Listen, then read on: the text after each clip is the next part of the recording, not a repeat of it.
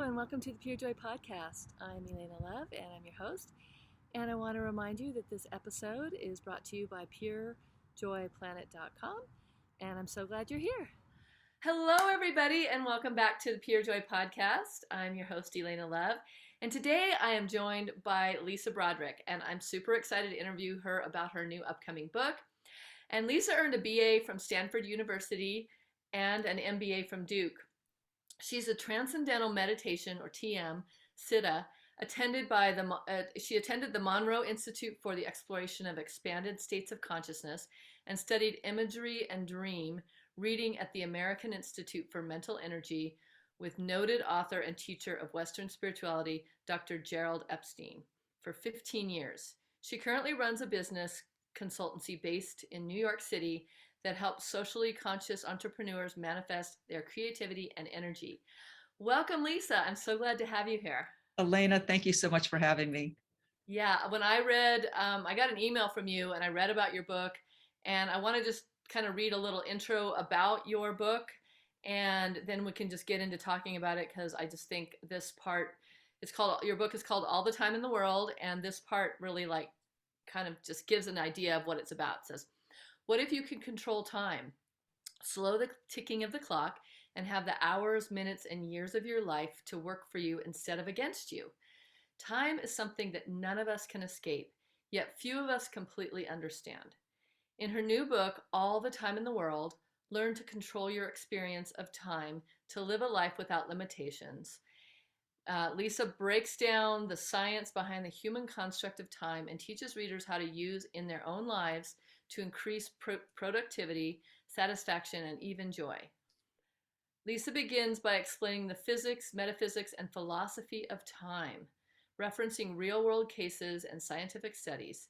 The construct of time, she argues, is one part physical and one part perception, and she breaks down the science behind both. By controlling our perceptions, we have the power to control time. So I would love to hear more about how you decided to write this book, and kind of your background a little bit, and what led you to all of this.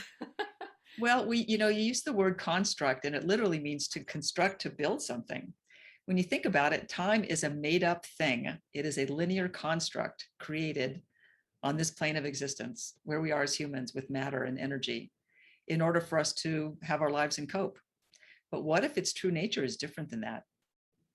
And so what the book explores is science is increasingly pointing to the fact that there's this entire world out there of the quantum world, of course, and other aspects of science that we know is there, we know a little bit about, but we cannot control them yet. So here's the question. Does how we show up in our minds for a situation affect physical reality? Now, most people would say yes. Most people would say yes. Right? Yes. Uh-huh. So yes. And so imagine this, you're really sad or you're really angry, and you go into a room of neutral people. Do they know it? You bet they do. Yes. Yes, they do. Without even one word, your face could be neutral, and they would know that. Why? Because of energy and vibration. Of course, it's been famously said, if you want to understand the universe, understand energy, frequency, and vibration. So people are giving off energy, frequency, and vibration. We know that. And then you combine it with science, which, as you pointed to, and that is in quantum science, quantum mechanics, which most people know, the observer effect, when matter is observed, when a photon is observed doing something, its behavior changes. Yep. So, and that's matter that's not a human being. So you as a human being change other human beings. That's one data point. Matter changes when human beings, quote, observe them. That's a second data point. How can we use this growing awareness of this world beyond what we can see in order to live our best possible lives? And what I consider in this book is, it's through the lens of time. I've said this before, all personal transformation is rooted in time. A trauma happened to you in the past, you're afraid of the future, and you can't stay in the now. Those are the big transformation issues, right? Yeah. What do they all have in common? Time. Yep. So we as Westerners, we think something, and that is, if it's in your head, it's not real. Up until now, from the perspective of science, most people would say that. Mm-hmm. But where do we meet the moment? What do we have to do in each moment to be closer to living the lives we want? Now, great authors have explored this questions for decades.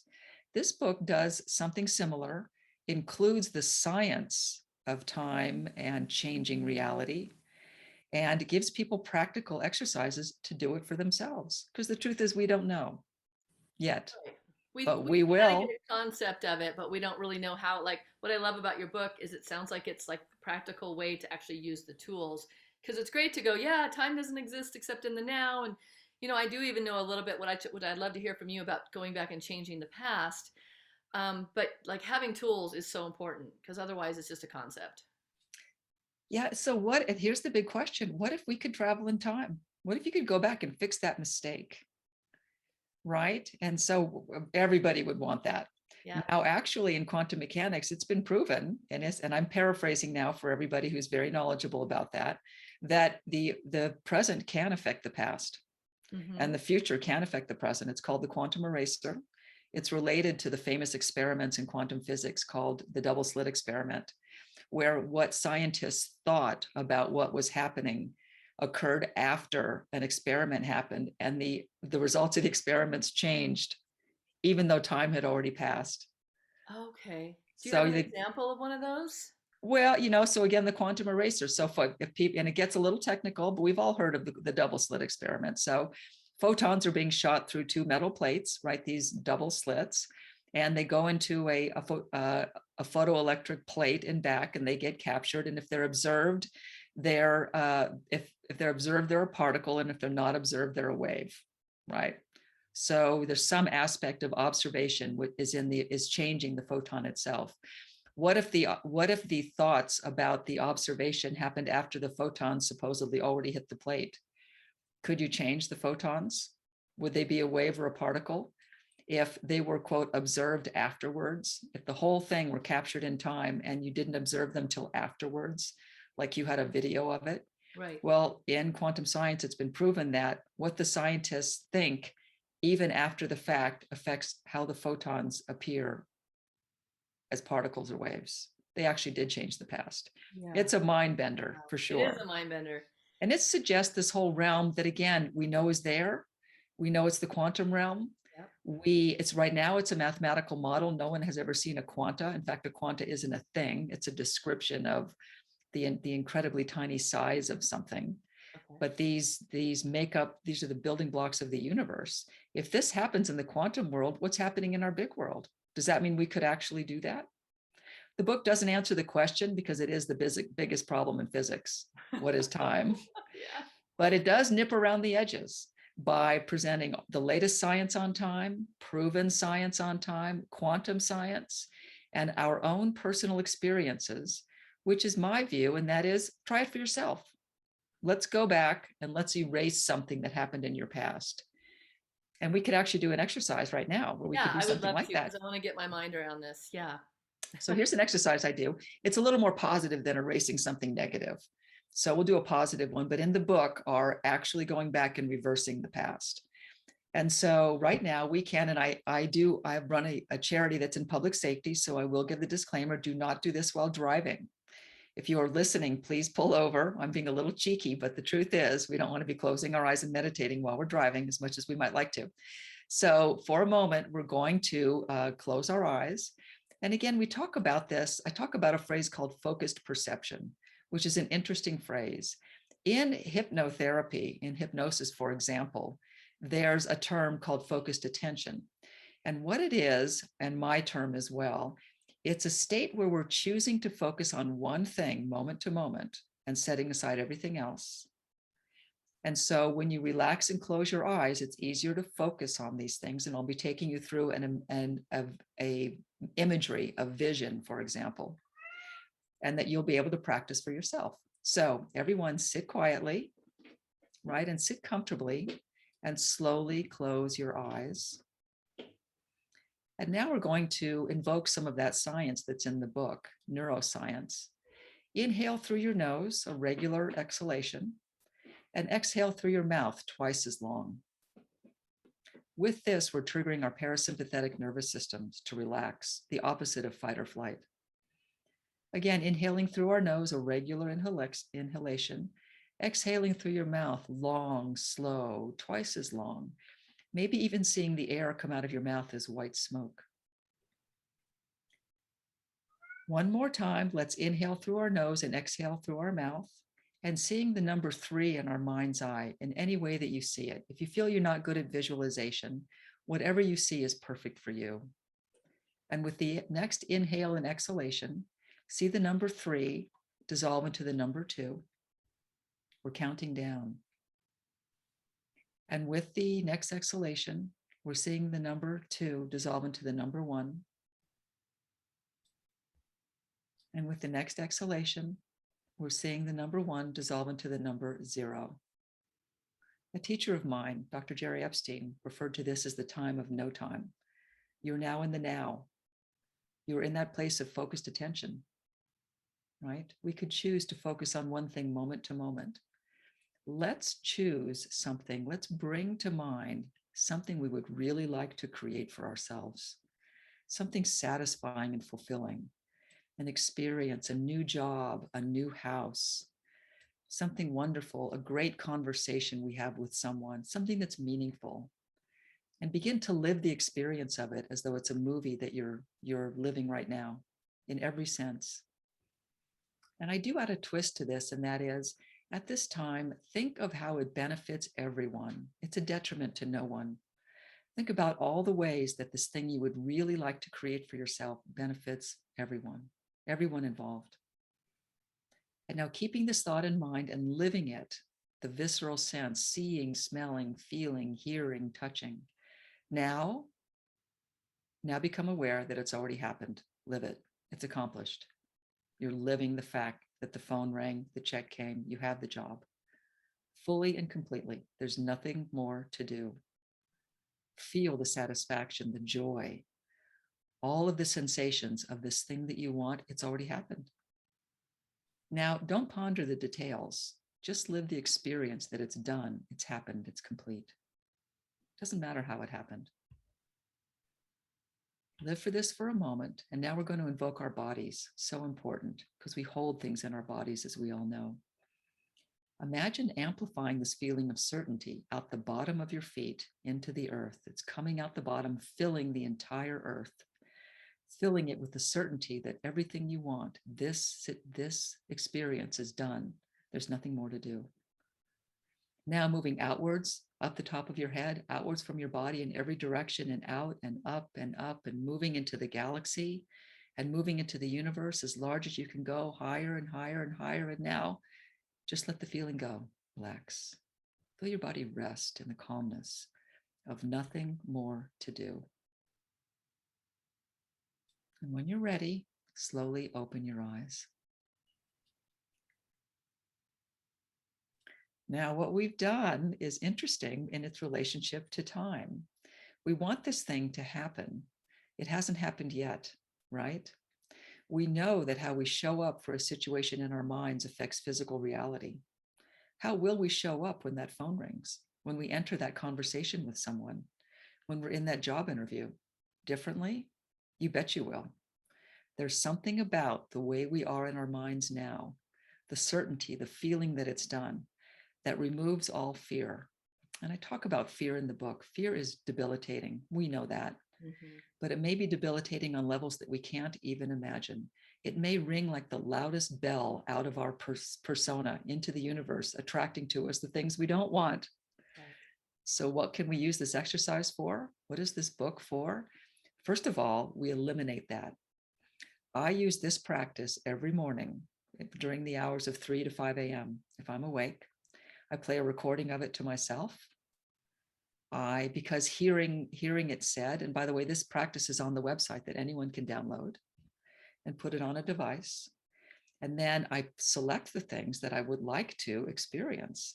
Something as mundane as the check comes and the new house is available and I have a wonderful conversation, or something as life-changing as I said, I work in public safety. I have a charity in policing and police reform. I want a different world for our communities and our police. I basically want peace in America. That's what I'm using this exercise for. So something as mundane or as profound as those. And the reason it Right. relates to time is that in some sense, all we can say is that we want to have happened hasn't happened yet. That is all that can be said in any moment. So how we Right. show up for the next moment is the most important choice we can make.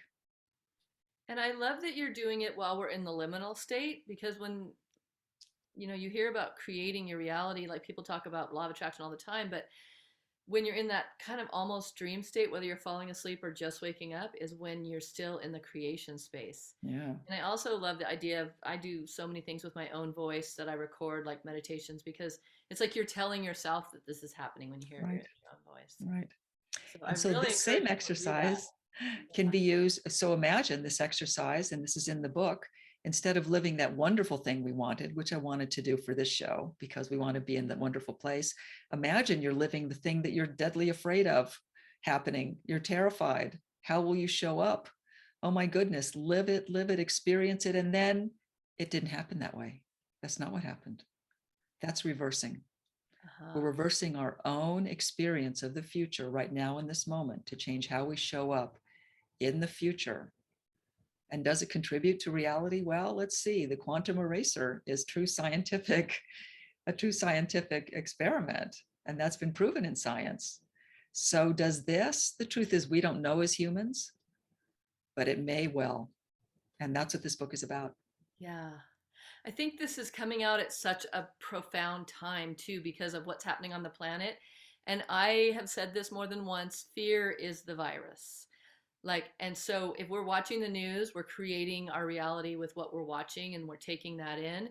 So I will say to people, well, I'm not on that same timeline. I use the word timeline, and I love that this is time related, because like I am imagining and creating the world that I want to live in, and it's not the one that a lot of the news channels are telling me is true. So I think that this is such a profound thing to teach people, that like you don't have to listen to that and decide that's your reality. That's right. Well, and as I say, and really take to heart myself, when we master time, we master ourselves. What you're doing, Elena, is you are mastering time. You are applying yourself and the things that you know. And what people need are practices. They need Yeah. practices to get out of, to get off the rat race and get off of things. Also, what was interesting to me is that this book was written before and during the pandemic, right? And Yeah. so before the pandemic, people might picture their day, and I would say to them, picture the number of minutes of the day, and each minute is $100. Would you waste $100? Would you waste minutes? Yeah. Now, people don't feel that way. They've changed in the sense that you've actually pointed out, and that is people very often, so many of us feel stressed out, burned out, overwhelmed, and even helpless. Why? One reason could well be that we believe we'll run out of time to do the things we want to do, we want to need to do.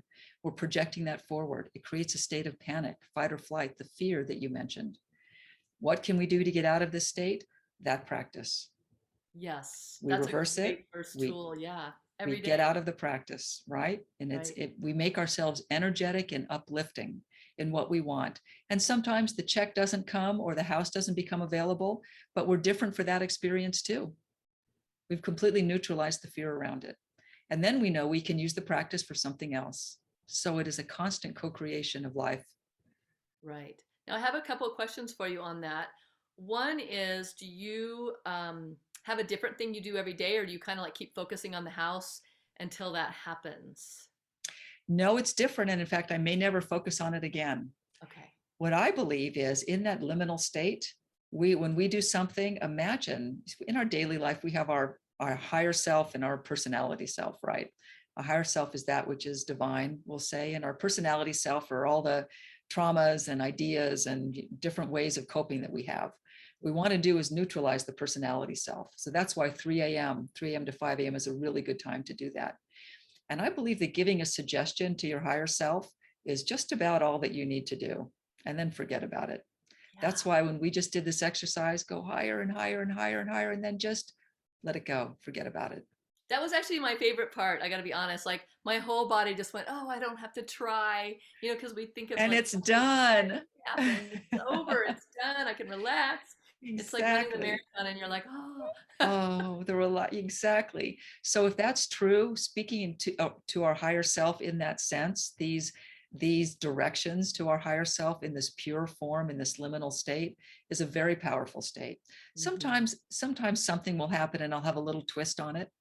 But focusing on that which we want to have happen, that's the reason why we want to wish these things for someone else. We don't want to be afraid it won't happen for ourselves. Again, eliminate that fear. So if you keep focusing on it and focusing on it and focusing on it and doing it night after night, that hasn't been my experience. I think you'll neutralize that which you want. Yeah, it's almost like saying you don't trust it. Like you keep going in, like, is dinner ready? Is dinner ready? I said I'd be ready. Don't you trust me? Like, kind of that. Your higher self is going, I'm working on it. Yeah, And come back on, to give me a back break to a here. wonderful thought, and that is all we can say is that what we want to have happened hasn't happened yet. That is all you can say in any moment. And that is a wonderful way to put yourself in the now, Yeah, right in the present moment. yeah. Yeah, it's coming. Like if someone asks you, yeah, it's on the way, hasn't happened yet, but it'll be here. That's right. And so Trust that is, and so do we have, is hope part of it? Sure. Well, what has been created with so much stress and dislocation and people not having their routines? Back to the $100 a minute, people relied on their routines. They didn't have to think much. Everybody was so busy. In fact, being busy was even a badge of honor. it. And Mhm. then suddenly everything stopped. Yeah. We stopped, it stopped, no routines. People felt hopeless. They didn't have the same things to define their lives. Let's redefine our lives around what we want to lead our best possible lives. Yeah, I love that. And so, okay, yeah, I mean, you also like mentioned something about slowing down time, but is there also a speeding up time or like what are your thoughts about that? Well, there's a funny phrase that Einstein was quoted as saying, and that is, when your hand is on a hot plate, a minute seems like an hour, and when you're sitting with a pretty girl, an hour seems like a minute. And so that's the relativity of time from Einstein himself. We Yeah. could speed up time. What I do is I use the same exercise, and again, these are in the book, and there are bonuses on the website. When I need to do something that's really intense, let's say I need to write a grant for my nonprofit, or when I was writing the book, aspects of the book that were very intense and I knew would take a lot of quote time, Mhm. I would use this exercise and I would see it done in a way that actually speeded up time. So that when I dove into the grant, I've already lived the experience of it being done. And lo and behold, when I look up, it is done because I have been in this focused perception to the exclusion of all other things. I know that it is done. I'm showing up in the moment with all the certainty that it is done. It has the effect of speeding up time. And that's the flow that you talk about, correct? Like It being is. in I flow. I relate flow to a brain state, and this has been the slowing down of time. And you'd asked me early on my experiences. A lot of this came out of experiences I had as a child, where I stumbled on a superpower which related to time. I had the ability in my mind to slow down time in the way that athletes can slow down the field, which is very often done and taught today. Basketball players will slow down the field. There's a Bill Russell who is quoted in my book, talks about slowing down the field and seeing it in slow motion and being able to pass balls to other players in ways that seem impossible, but it was in slow motion to him. I would do that as well, moving in slow motion. And so this idea of slowing down time is extremely common as an experience for people. In the book, I have a number of stories, all real world stories of people, often people who are in great danger. They're not in fear, but they're in great danger. And one of them is a police chief friend of mine told me a story where he was in a gunfight in Los Angeles, and the world, including the bullets and the gun, turned into slow motion. And he was able to do things to protect himself because the world was in slow motion in his mind. Mm. Don Miguel Ruiz, who did the foreword to the book when he was a young medical student in Mexico City, was in a terrible car crash and was able to save his own life by moving out of the way of the steering column in slow motion. So it's very common. The real question is, and what the book tries to stimulate and help people achieve for themselves, how we slow that field down for ourselves. Just slow it down. And the key is focused perception, what we just did. That state where we're focusing on something to the exclusion of other things moment by moment. It's a liminal state, but it can be done during the day. I've done this in ladies' rooms. I've done this in closets. I've done this in cars. I've done this when I've needed to do it to get into that state. to slow down the field so that I can really appreciate each moment and change things for the way that I want to live my life. Yeah. I kind of think of it like I do intention settings a lot before I start a podcast or before I, do a certain thing. Like I just kind of call in my guidance, call in my guides and say, this is my outcome, this is my intention. And I'll imagine it done and everybody happy and the thing, the rejoicing. So it's like it can be as simple as that, as just like setting the intention right before the event and what the outcome is, like what you see Yes. yourself doing at the end, right? Yes, absolutely. Some things I do, the book talks about brainwave states quite a bit because in my travels as a person, so as a young person, I had a death experience actually when I was 4. And the death experience, I believe, opened up this world for me where the superpower was having an understanding and this ability to control time. But later on, I wanted to study it. So I studied ancient mysticism and I studied all kinds of other traditions as well as science. But I studied it from a brain perspective as well. Mhm. And there are brainwave states which we're becoming more familiar with. We're not entirely familiar with, which may be related to this. And I believe that it has to do with a combination of brainwave states that we can bring on for ourselves. And the reason I do is that I have done these exercises with brain electrodes on my head hooked up to a giant computer, which were reporting the brain waves that my brain was generating. So imagine you're taking yourself through this exercise and you know that you're in theta, you know that you are in beta. Beta is a very busy state. Alpha is a state of regular wakingness. Theta is a more mindful state, such as long distance driving or even meditation. But there's gamma waves. Gamma waves are the least known and probably the most mysterious and possibly even the most powerful, related with samadhi and related with unity experiences. So all of these brainwave states, if I can generate them and show that they're being generated with these exercises, anyone can. Right. So So let's you saw practice yourself that. doing gamma, like going into gamma even? Yes, I did. I had electrodes on my head and I was in full spectrum gamma for a long time. Would you say that gamma is more the state of creation? Like I'm trying to, because I know theta is like deep meditation, like binaural beats, and you're really calm and you're, but like gamma, like I feel like that's like where the magic happens, the creation happens. It was magical. So I had been 7 days at the Biocybernaut Institute in Sedona, Arizona, with electrodes on my head, doing all kinds of things. I was sitting in lotus position to compare lotus position to straight arms, straight legs. Uh-huh. Because in China, they want you to have your energy paths, straight arms, straight legs. But in India, they'd like you to be a tetrahedron. They'd like you to sit in lotus position. In Kabbalah, they like straight arms, straight legs. So all these different lineages, I was practicing how I was sitting and I was doing these various exercises and I was triggering brainwave states. And on the 7th day, I'd done pretty much it all. And I was in lotus position, as I recall. And suddenly it was as though a flywheel in my consciousness was triggered. And I was there and I was not there. I was the entire expanse of the universe while still sitting there. I saw colors, blue and green, very vividly, which I was not seeing, and it was dark. They actually, other brainwave states stopped and they thought the machine was broken and they came into the room while I was in Are this you okay? state. Yes, I'm okay. My headset is not broken. They left and I went right back into it for another extended period of time. Yeah. Truly, Elena, it was a unity experience, much like the death experience. When I came out of that death experience, I had a death experience at the age of 4 where I fell through a plate glass window and essentially bled out in a remote mountain town in Arizona. Wow.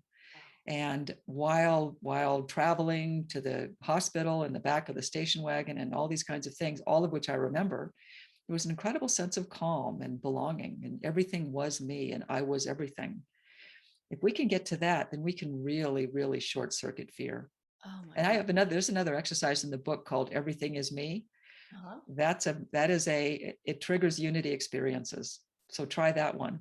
We definitely need more of that right now for sure. I feel like this is our test. Like, can you create unity with everything happening? And I feel like your book, the masses need to awaken to the fact that we do have control over what happens on our planet. Well, I'm hoping they'll see it that way. That's why it begins with and is so rooted in science. Of course, we have a scientific society. We're Western. In science, if it's only real if it can be measured.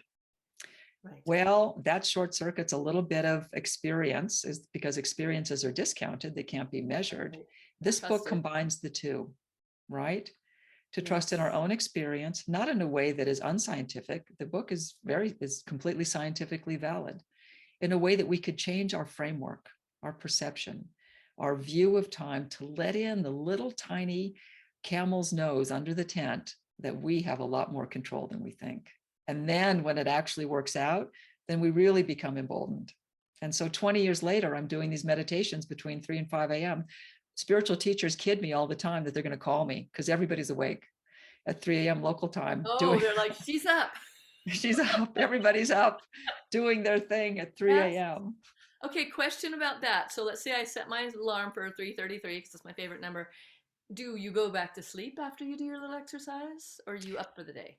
Oh no. So I go back to sleep. I think that the dream state between 3 and 5, where these things happen, and I drift in and out of consciousness, so into a delta brainwave state is sleep, right? So I would go into a delta state. I have a recording device by my bed, which doesn't ring. And I simply press play to play these things. I don't set an alarm. I set an intention. And Yes. sometimes my cat Al sets the intention for me. Like you're always up at this time. Get up. That's right. I want to be fed, mommy. And Yeah. so I will inevitably wake up between 3 and 5 a.m. for whatever reason.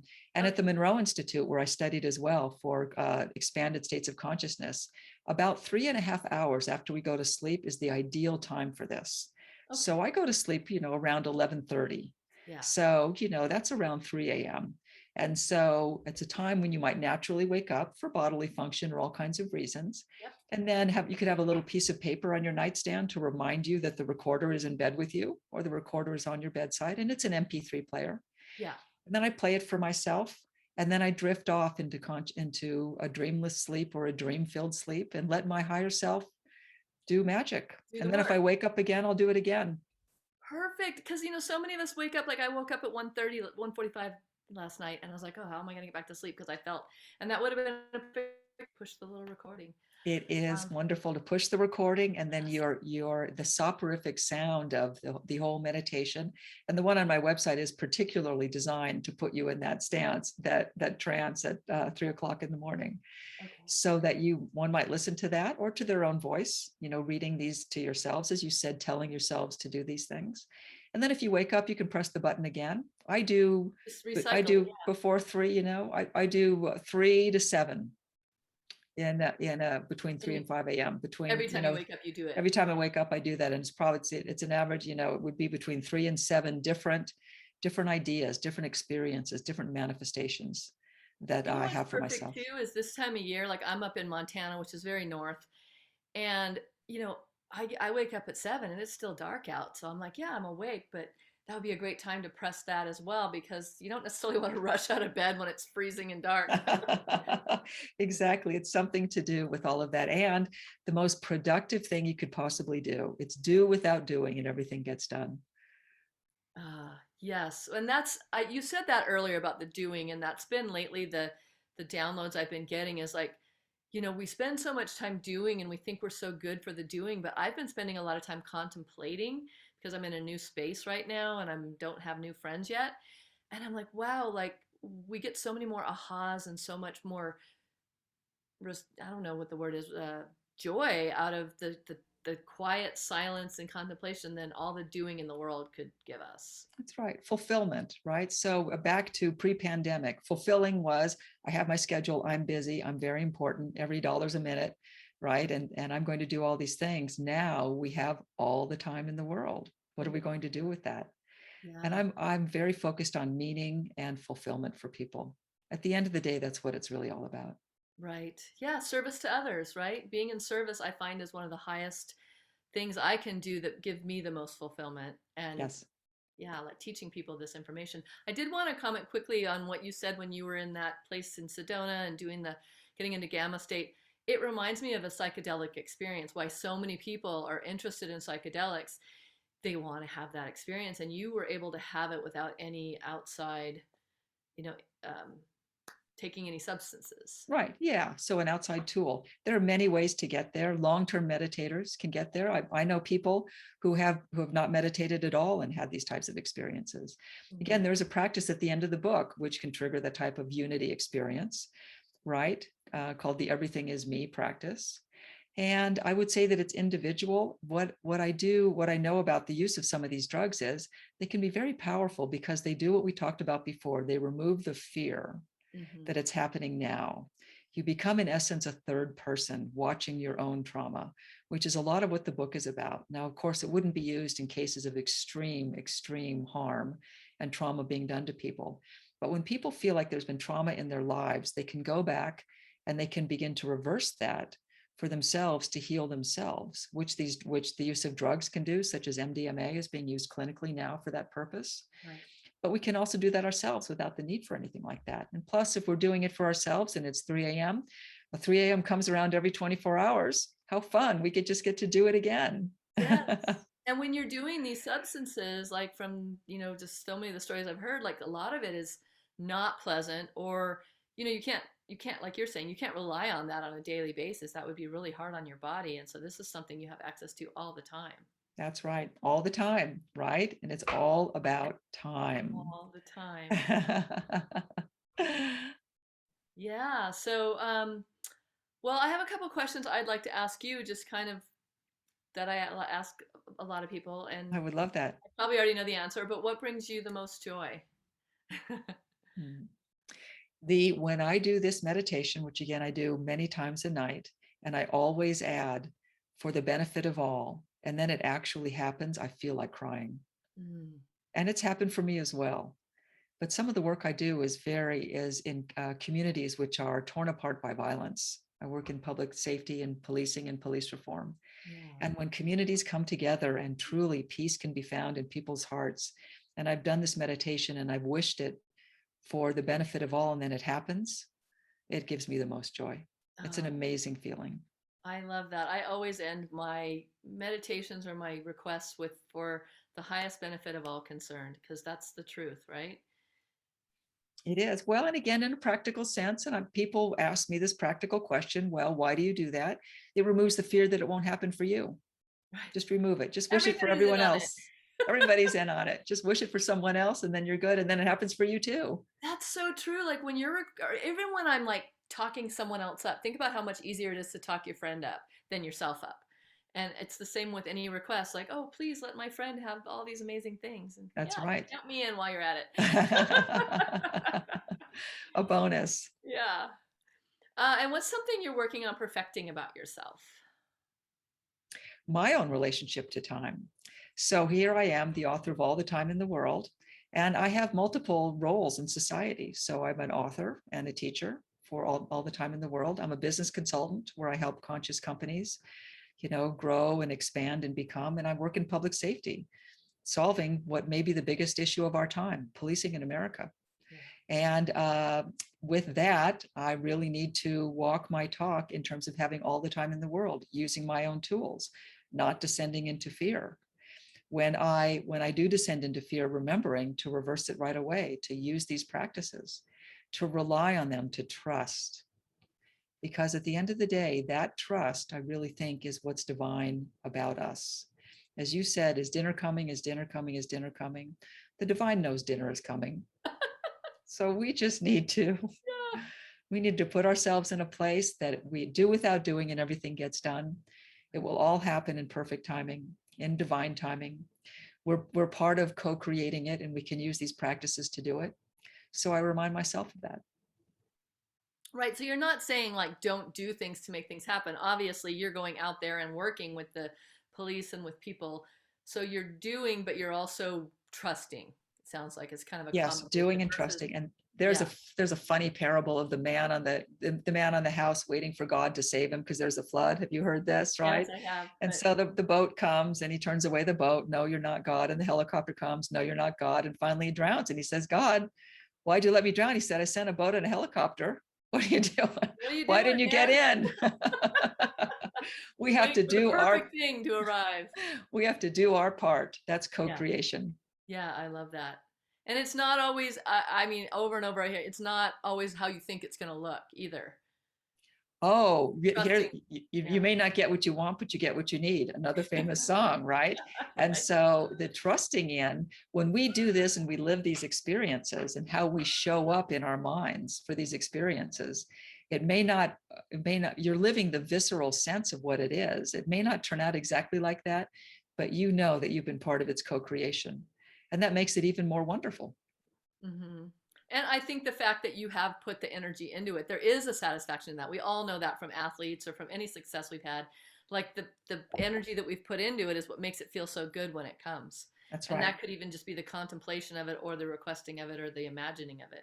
Well, and so the back to fulfillment and meaning, right? Those two things. What is fulfillment for us and what is meaning? And there are things that we want and desire in our lives, and then how we want that, and then how we show up in every moment. Again, what the book is truly about is, does how we show up in our minds have an impact on physical reality? This book says yes, and here's how. Yeah. Yeah, I love this because I know that I can't wait to dig into some of these practices because I'm all about that. So I think a lot of people are really going to benefit from these, and I'm happy for people to get to experience it in a practical way. Because it's, again, there's a lot of teachings out there where there's not enough concrete practices per se, like just imagine it or whatever. And so this is going to be really helpful for so many people. Well, I hope so. For people, again, our relationship for time, we've built this construct. We've constructed time as though it's real. Even Einstein said it was an illusion.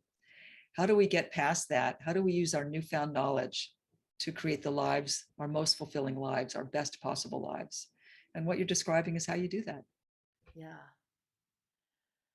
All right. Well, I know we're coming up on the end of our hour, and I'd love how do people get a hold of you, and how do they get the book, and how do they get some of those free practices that you Oh, talked wonderful.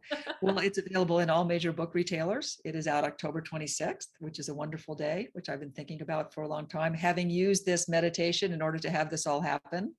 Amazing. So that will be a day for me. about? Yeah. My website, lisabroderick.com, LISABRODERICK.com, and also allthetimebook.com. If you Google it by now, it will be findable all the time in the world. Available from Sounds True, such a wonderful publisher who has brought this and so many incredible consciousness ideas and books to the world. I love Sounds True. So does that mean it's Audible as well? It's on Audible as well, so hard copy and Audible and Kindle. Great. And all these links will be below, whether you're watching this on YouTube or listening to the podcast. Make sure all these links are in.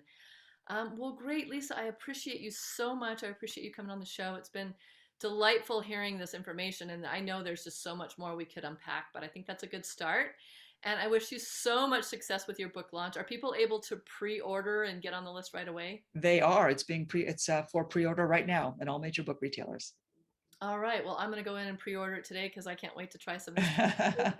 I'll And come and sign it for you. yeah, oh, great. Well, thank you so much for being on the Elena, show, and I wish you huge success. thank you for having me.